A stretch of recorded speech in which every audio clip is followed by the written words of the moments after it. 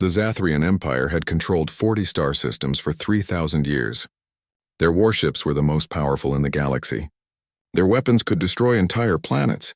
No species had ever refused their orders. No species had ever won a battle against them. Commander Vector stood on the bridge of his flagship, looking at the data his scouts had collected. A new world had been found. The species there called it Earth. They were primitive.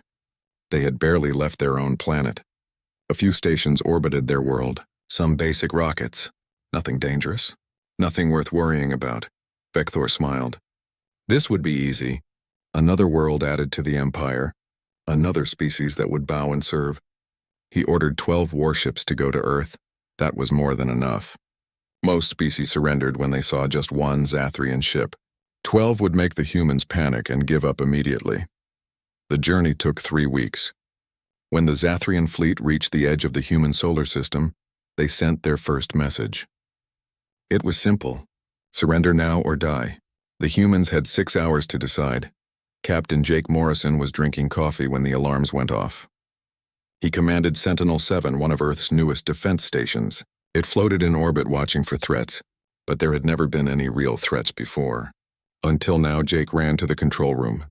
His second officer, Greg Palmer, was already at his station. His face was pale. On the screens, 12 massive ships hung in space near the outer planets. They were huge. Each one was bigger than anything humanity had ever built. "Are they ours?" Jake asked, even though he knew the answer. "No, sir," Greg said quietly. "We've been trying to contact them. They just sent us this." Greg played the message. It was in English, translated somehow. A cold voice spoke. "Surrender your world. Serve the Zathrian Empire. You have 6 hours.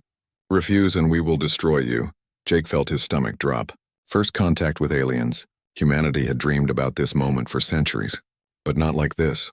Not with threats and ultimatums. Lieutenant Claire Hayes was working the communication systems, trying every frequency, every protocol humanity had developed for this exact situation. "Sir, I'm trying to establish dialogue. Trying to ask for more time for negotiations. They're not responding." Below on Earth, every government was in emergency session. The United Earth Defense Initiative had been formed 5 years ago, mostly as a symbolic organization. Nobody really believed aliens would show up. Nobody thought Earth would need defending from the stars. Admiral Henry Blake sat in the UEDI headquarters in Geneva, looking at reports from every nation. The picture was clear. Humanity had nuclear weapons. They had some railguns being tested. They had brave people willing to fight. But against ships that could cross between stars? Against weapons they couldn't even understand? The odds were terrible. Henry was an old military man. He had fought in 3 wars on Earth.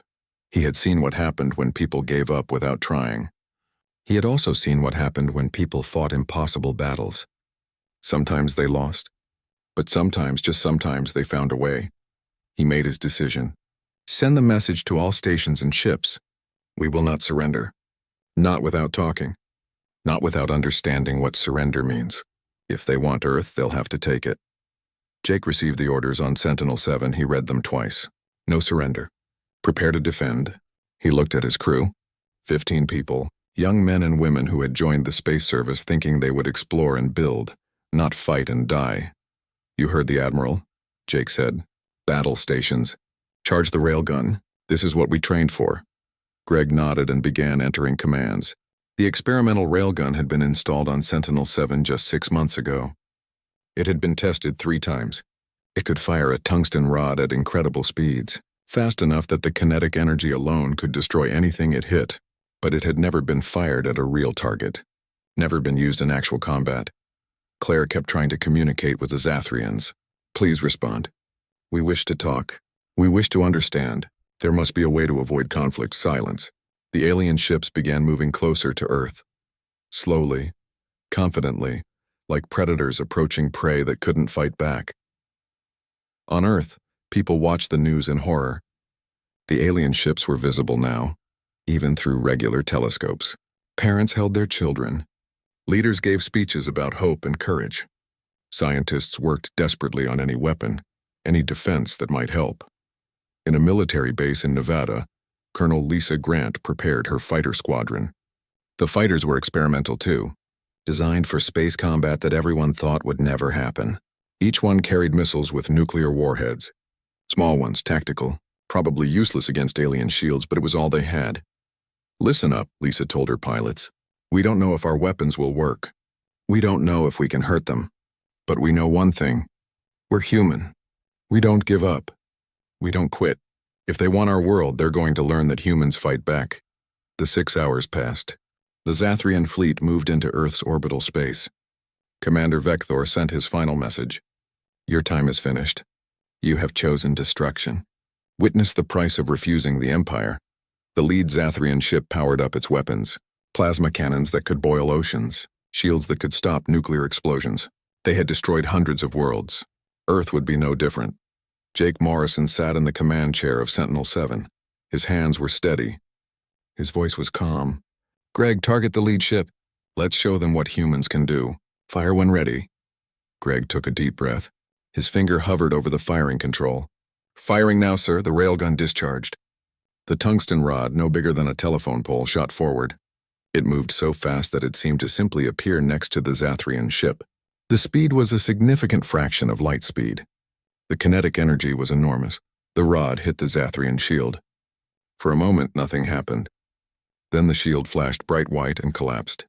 The rod kept going, punching through the alien hull like it was paper. It went completely through the ship, the kinetic energy transfer causing explosions throughout the vessel. The Zathrian cruiser broke apart, pieces spinning away into space. On the Zathrian flagship, alarms screamed.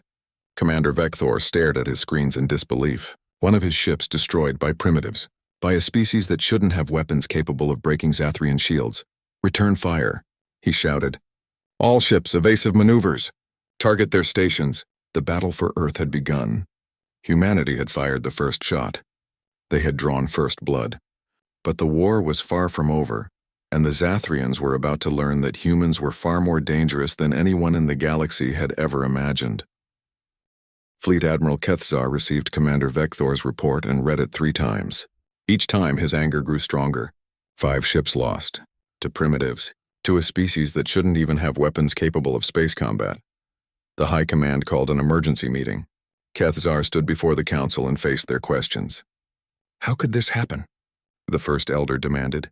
"How could we lose ships to beings who barely understand faster than light travel?" "They fight differently," Kethzar said carefully.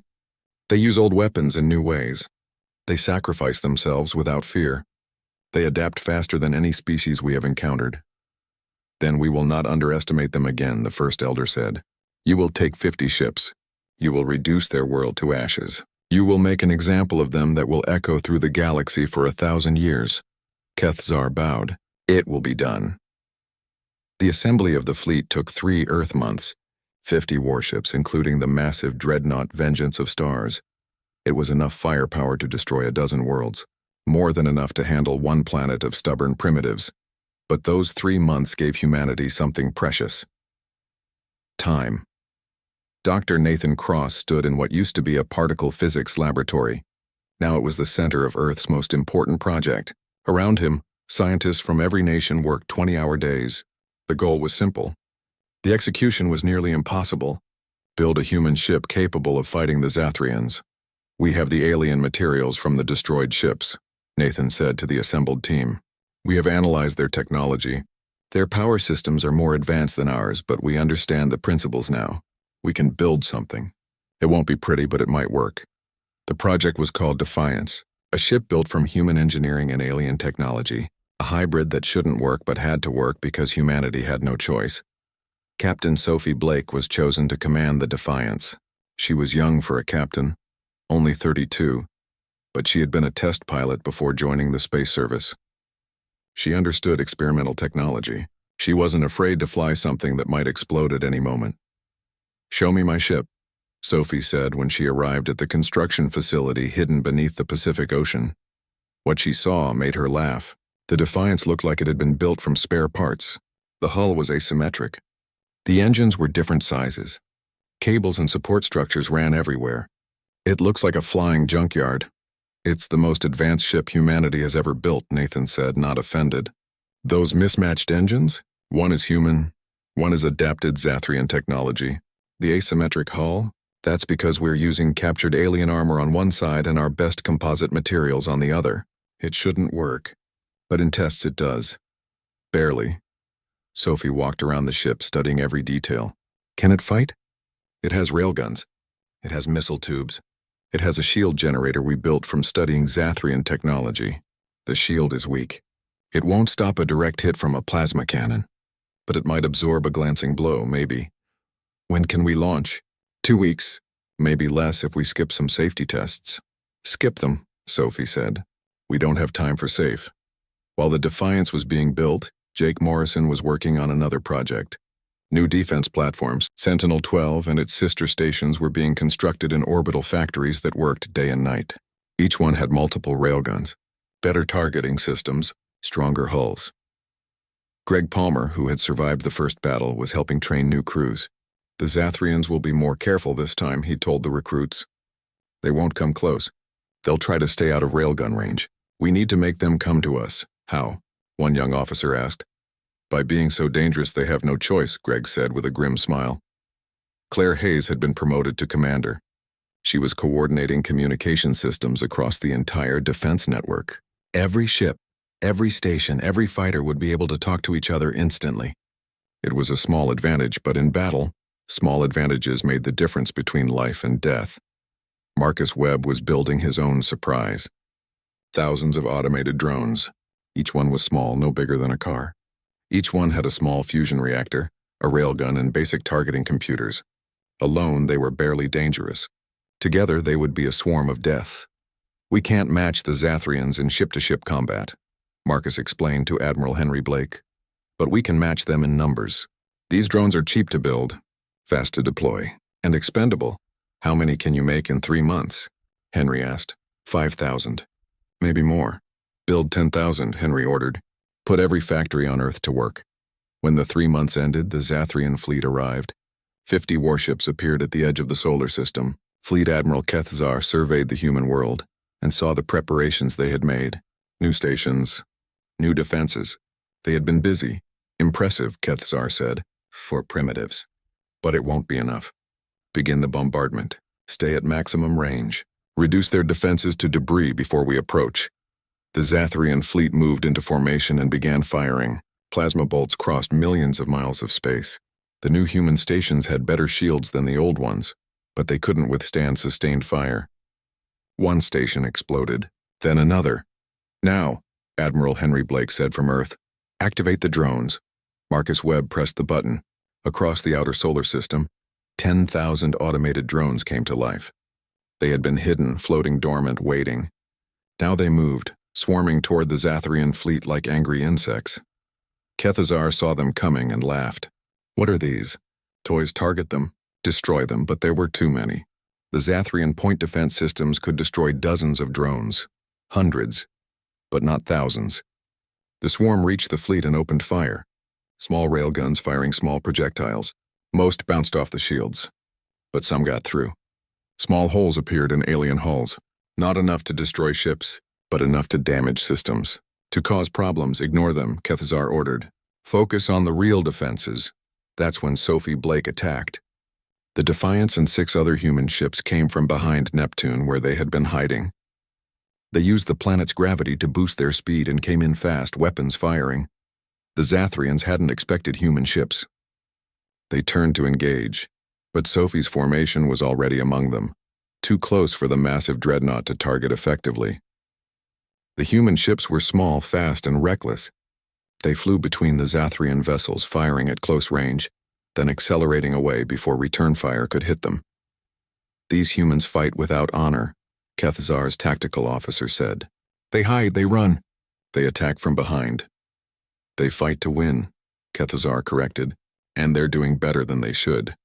All ships reform formation, focus fire on their vessels, but the drones were still swarming.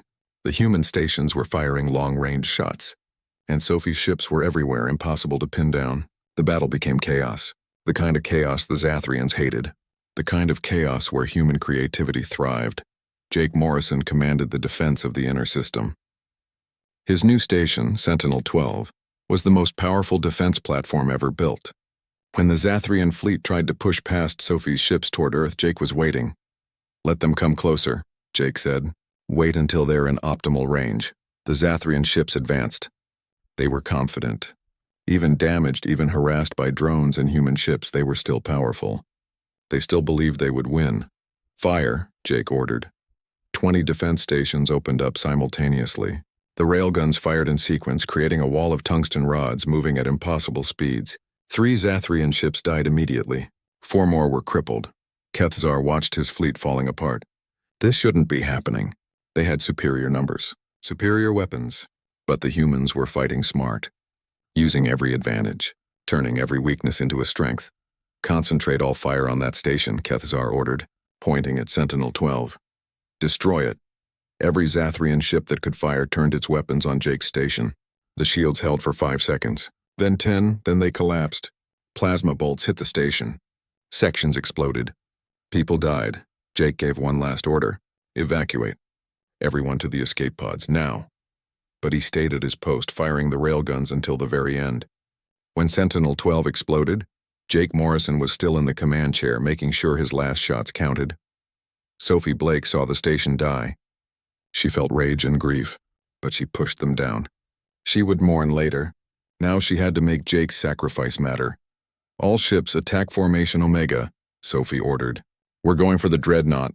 Captain, that's suicide, her tactical officer said. Maybe, Sophie agreed. But if we take it down, they'll retreat. It's worth it. The 6 human ships formed up and charged directly at the vengeance of stars. Kethzar saw them coming and smiled. Finally, a direct fight. He would show them the price of challenging Zathrian power. But Sophie wasn't planning to fight. She was planning to ram, at full speed, with fusion reactors set to overload. The Defiance and its sister ships were missiles now. Missiles with human crews who knew exactly what they were doing. 5 ships were destroyed before reaching the dreadnought. But Sophie got through. The Defiance hit the vengeance of stars at maximum velocity. The collision was devastating. The fusion reactor exploded. The dreadnought's shields collapsed. The massive ship broke apart and Fleet Admiral Kethzar died. The destruction of the first Zathrian ship changed everything. Commander Vector had expected an easy victory. He had expected the humans to panic and surrender after a show of force. Instead, they had destroyed one of his cruisers with a single shot. Analysis, Vector demanded. What weapon did they use? His science officer was checking the data, confusion clear on his face. Commander, it appears to be a simple kinetic projectile, solid metal, but the velocity was extreme. Our shields are designed to stop energy weapons and slow-moving objects. This was moving at nearly 10% of light speed. Vector felt anger rising. A primitive weapon, old technology, but used in a way the Zathrians had never considered. The humans had turned a simple idea into something deadly. Destroy their stations, Vector ordered. Show them the price of resistance. The Zathrian ships opened fire. Plasma bolts shot through space, beautiful and terrible. They hit 2 orbital stations before the humans could react. The stations didn't explode.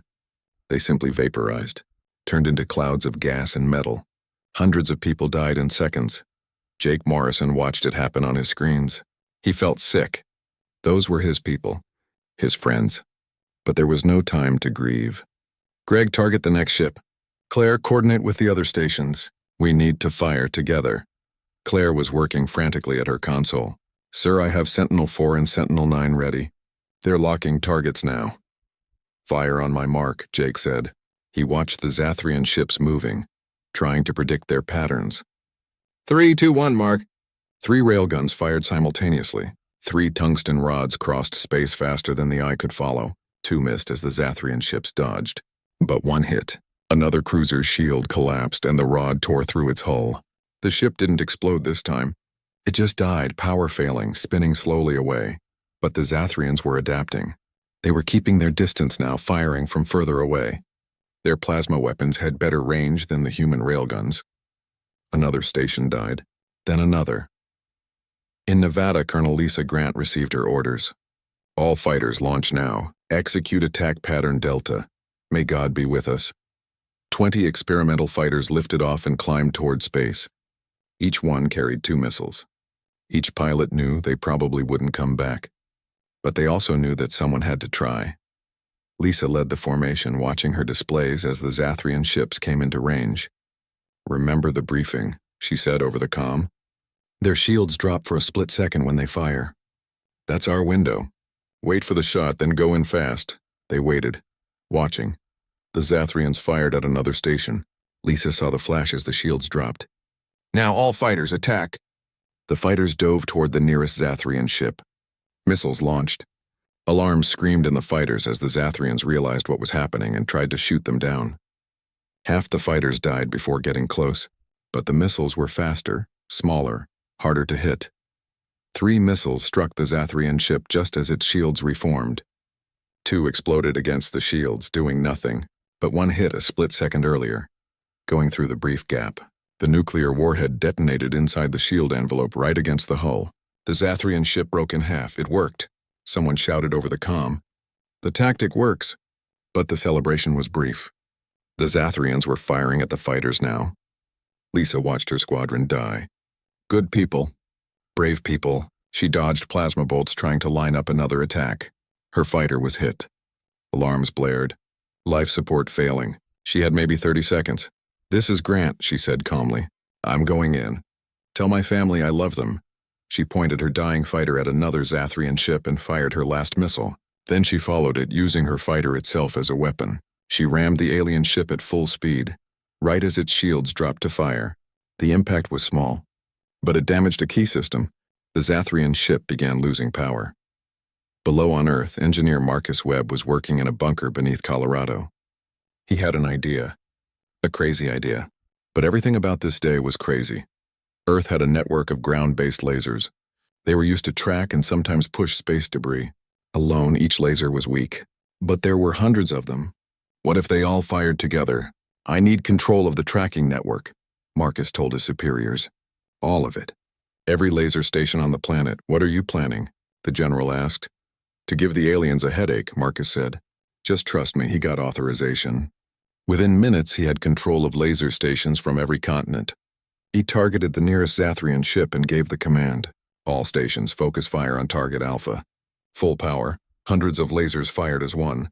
The beams were invisible in space, but when they all hit the same spot on the Zathrian ship's shield, the effect was clear. The shield began to flicker. It wasn't enough to break through, but it was enough to cause interference. "It's working," Marcus said. "Their targeting systems are being disrupted. Feed this to the defense stations."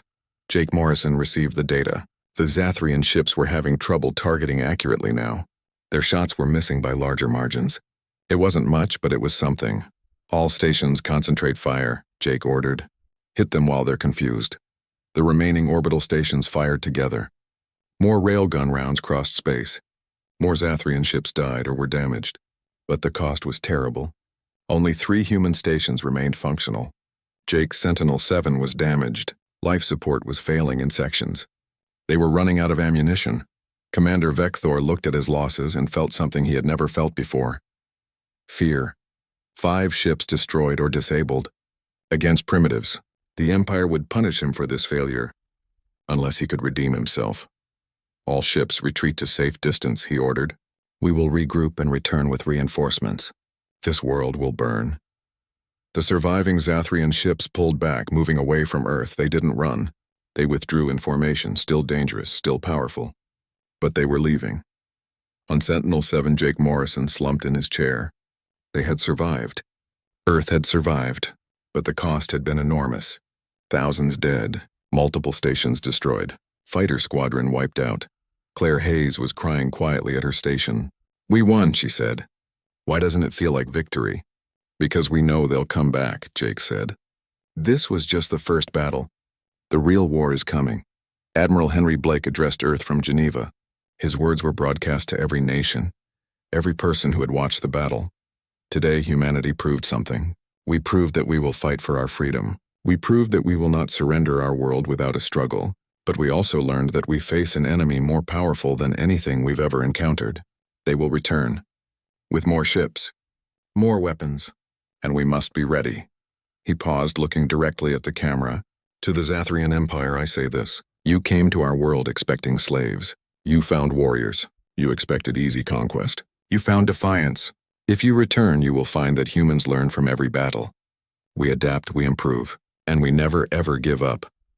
In space, the Zathrian fleet regrouped beyond the orbit of Mars. Commander Vector sent his report back to the Empire. It would take weeks for the message to arrive, weeks before reinforcements could be sent, but he included a warning. These humans are unlike any species we have encountered. They fight with primitive weapons but use them in clever ways. They sacrifice themselves without hesitation. They adapt quickly. I recommend extreme caution in future engagements. The message was sent. The Zathrians began their long journey home, and on Earth humanity began to prepare. They had won the first battle, but everyone knew the war had just begun, and the next time the Zathrians came, they would come prepared. They would come angry. They would come to destroy Earth completely. Humanity had 3 months to get ready, 3 months to turn their world into a fortress, 3 months to prepare for the fight of their lives. The destruction of the Vengeance of Stars changed everything. The massive dreadnought had been the pride of the Zathrian fleet. Now it was debris spreading across space. Fleet Admiral Kethzar was dead. The human captain who killed him was dead too, but her sacrifice had broken the Zathrian formation.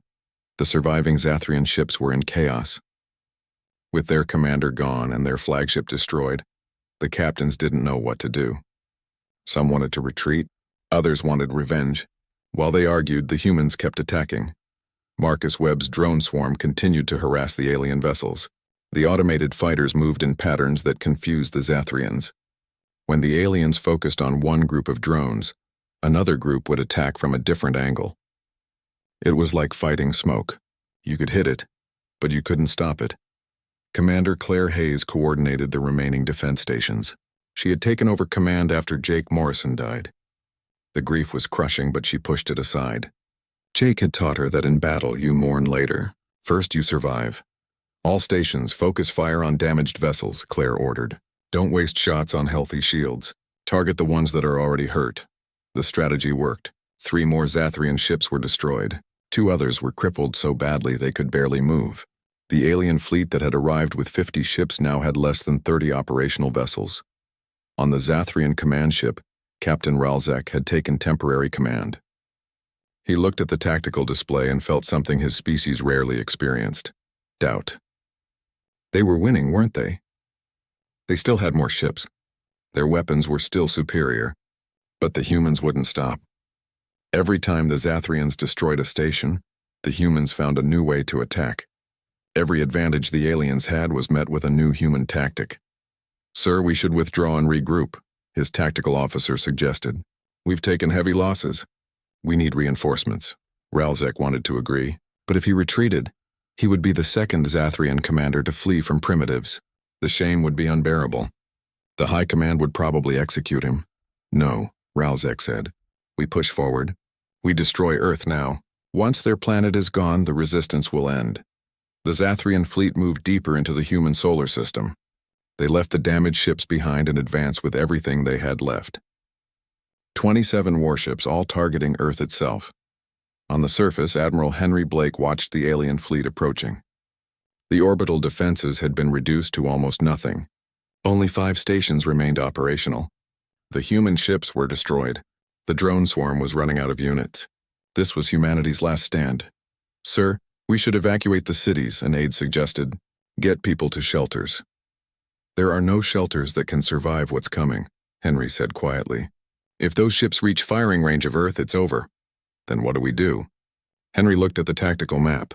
One chance, one desperate, impossible chance. "Get me Dr. Nathan Cross." Nathan was in a bunker laboratory surrounded by computer screens and alien technology. He looked exhausted. He hadn't slept in 3 days. "Admiral, I saw the tactical situation. There's nothing more I can give you. We're out of tricks. What about the prototype?" Henry asked. Nathan went pale. "No, that's not ready. The calculations aren't finished. The containment system is theoretical. If we use it and it fails, we could destroy Earth ourselves. If we don't use it, the Zathrians will destroy Earth anyway. Give me an option, Nathan. Any option." Nathan looked at his screens. The prototype was a weapon based on Zathrian power systems. It created a controlled singularity, a tiny black hole that would exist for just a fraction of a second before evaporating. The gravity well would crush anything nearby, but the calculations for creating and controlling it were incredibly complex. One mistake and the singularity wouldn't evaporate. It would keep growing, swallowing Earth and everything around it. 40% chance it works as designed, Nathan said. 40% chance it fails to form properly and does nothing. 20% chance it goes wrong and kills us all. Better odds than letting the Zathrians win, Henry said. How do we deploy it? We need a ship to carry it close to their fleet, within 1,000 kilometers, then activate it remotely and hope the ship escapes the gravity well in time. We don't have any ships left, Henry pointed out. We have one, Nathan said reluctantly, the second Defiance. We started building it after the first one launched. It's not finished. No weapons, no proper shields, but the engines work, barely. Who can fly it? Nathan smiled sadly. I can, I designed it. I know how it works. I know how the weapon works. I'm the best chance for success. I can't order you to do this, Henry said. It's a suicide mission. I know. But everything humans have done in this war has been impossible. Maybe impossible is what we're good at. 2 hours later, the incomplete Defiance 2 launched from Earth. Nathan was alone in the cockpit, the prototype weapon secured in the cargo bay. The ship flew awkwardly, one engine stronger than the other, the hull plates not quite aligned. But it flew. The Zathrian fleet saw the human ship approaching and barely paid attention. One small vessel. No weapon signatures. Probably an attempt to negotiate surrender. Ralzek considered destroying it, then decided to let it come. Perhaps the humans wanted to beg for mercy. He would enjoy refusing them. This is Dr. Nathan Cross of Earth, Nathan transmitted. I'm requesting a ceasefire to discuss terms. There are no terms, Ralzek replied. You will all die. Your planet will burn. That is the only outcome. Then I suppose we have nothing to lose, Nathan said. He cut the transmission and activated the weapon. The prototype device spun up, generating massive energy readings. Too late, the Zathrians realized something was wrong. Ralzek ordered his ships to fire on the human vessel, but Nathan had already triggered the sequence. Space bent. Reality twisted. For one brief moment, a singularity formed between the Zathrian fleet and Earth. The gravity well was immense, irresistible.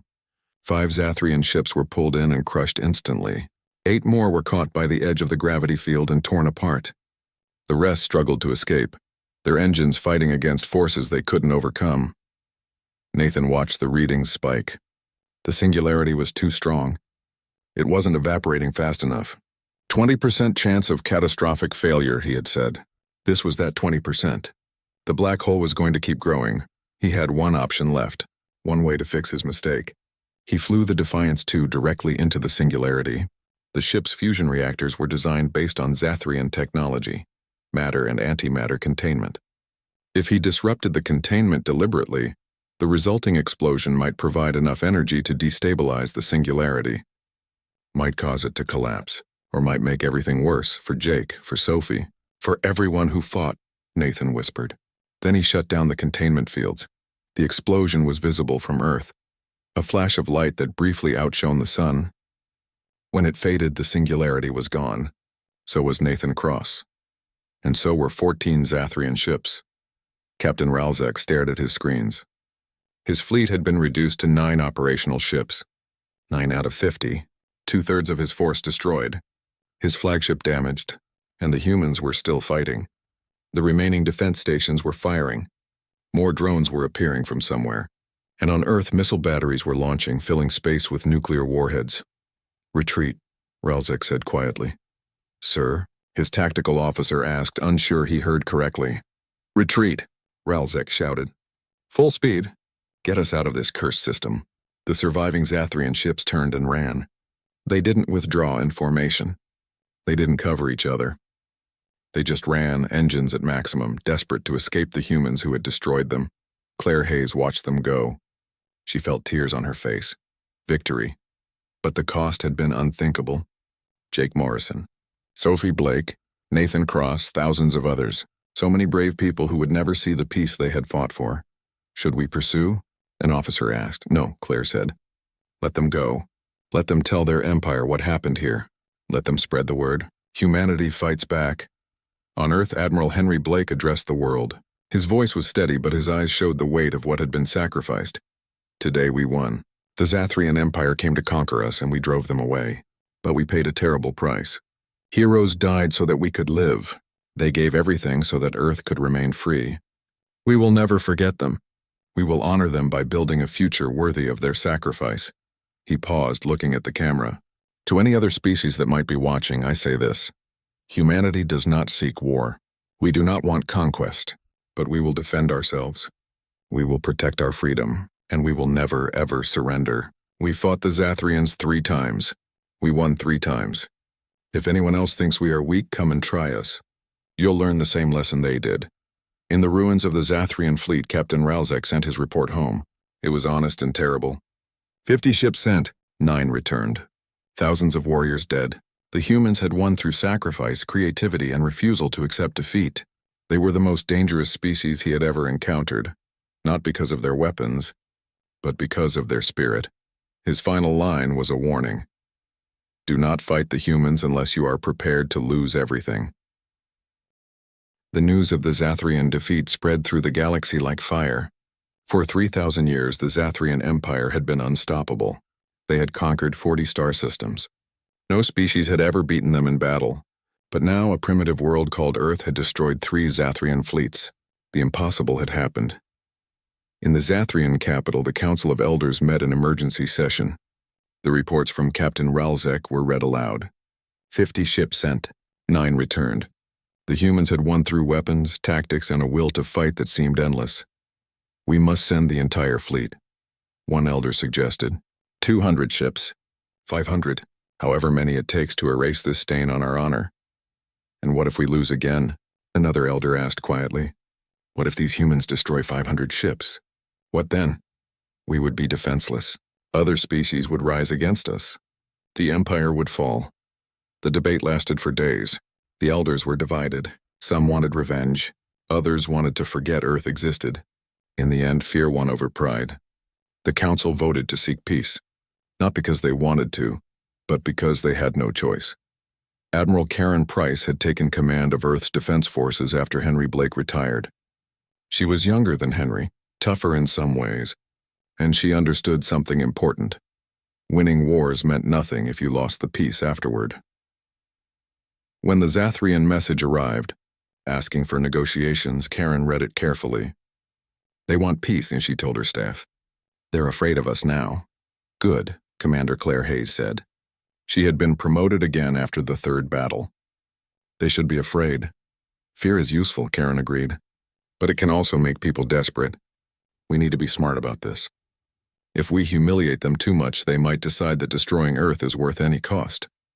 The peace conference was held on a neutral station at the edge of Zathrian space. Karen led the human delegation. Captain Jake Morrison's brother, Tyler Morrison, commanded the escort fleet. He had joined the space service after Jake died, determined to continue his brother's work. Claire Hayes came as chief translator and diplomat. She had learned the Zathrian language during the war, studying captured communications. She understood their culture better than any other human. The Zathrian delegation was led by Elder Sorkan, a politician known for pragmatism over pride. He looked at the humans and felt a mixture of emotions. They were small creatures, physically weak compared to Zathrians, but there was something in their eyes. A determination, a refusal to be intimidated. "We are here to discuss peace," Sorkan began. "The war between our peoples has been costly to both sides." "The war was costly to you," Karen said bluntly. "You lost 3 fleets trying to conquer us. We lost many people defending our freedom. Those are not equal costs. You chose to attack. We chose to survive." Sorkan's face showed irritation, but he controlled it. "Regardless of how the conflict started, it benefits neither of us to continue. We propose a treaty. Your world will be recognized as independent. We will not attack you again. In exchange, you will not attack our territories." "That's a start," Karen said, "but not enough. We want trade agreements. We want access to your technology, particularly faster than light travel and medical advances. We want to know about other species in the galaxy, and we want reparations for the damage you caused to our orbital infrastructure." "Impossible," Sorkan said. "You asked too much. We beat you 3 times, Karen reminded him. "We could have pursued your fleeing ships and destroyed them. We didn't. Consider that mercy worth something." The negotiations took weeks. The Zathrians didn't want to give up anything. The humans refused to accept a treaty that left them isolated and vulnerable. Claire worked as a mediator, finding compromises that both sides could accept. Finally, a treaty was signed. Earth was recognized as an independent world. Trade would be established. Technology would be shared carefully over time. Most importantly, the humans would receive information about the galactic community. Who else was out there? What dangers existed? How to navigate the complex politics of multiple starfaring civilizations. There is one thing you should know, Sorkan said to Karen on the last day of the conference. Your victory has inspired others. Species that we conquered long ago are beginning to rebel. They say if humans could defeat us, perhaps they can too. That's your problem, not ours, Karen said. Maybe you should have treated your conquered species better. Perhaps, Sorkan admitted. But you should understand something. You are famous now. Every species in this sector knows about Earth. Some will want to be your allies. Others will see you as a threat. Your quiet life as an unknown world is over. He was right. Within a year, 3 other species sent diplomatic missions to Earth. The Telvar, a reptilian race that had been under Zathrian rule for centuries, asked for military advice. They wanted to rebel and win their independence just like humanity had. The Karathi, a peaceful trading species, wanted to establish economic relationships. They saw Earth as a potential partner and buffer against Zathrian expansion. The Zenith, a militaristic culture from another part of the galaxy, sent scouts to evaluate human military capabilities. They were potential enemies, but they were also cautious. The destruction of 3 Zathrian fleets made them think twice about challenging Earth. Marcus Webb, now head of Earth's technology development, worked with alien scientists to improve human ships and weapons. The designs became sleeker, more efficient. But they kept the human innovation that had won the war: creativity, adaptability, and willingness to try things no one else would attempt. Tyler Morrison commanded the new flagship of Earth's fleet, the UED's Victory. It was named not for defeating the Zathrians, but for the victory of freedom over tyranny. The ship incorporated the best of human and alien technology. It was beautiful and deadly. Claire Hayes became Earth's chief diplomat to the galactic community. She traveled to dozens of worlds, establishing relationships, building alliances, and always making sure everyone understood.